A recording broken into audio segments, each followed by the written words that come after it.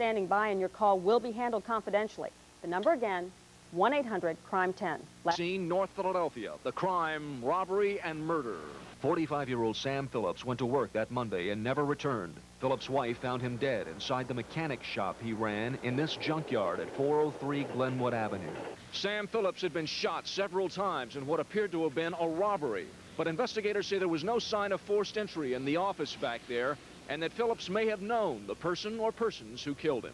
There was gunfire heard from witnesses or neighbors that were in the area, and they described the scene as a black male that was seen outside the business location with a gun.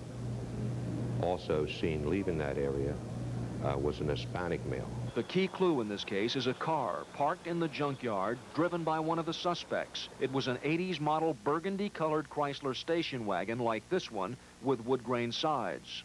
We're hoping that anybody that knows the name or the person who operates this vehicle, or they've seen him in the past in their neighborhood, would contact us with this information. If you can provide that person's name or have other vital information about this case, the Citizens Crime Commission will pay a cash reward if your anonymous tip leads to an arrest.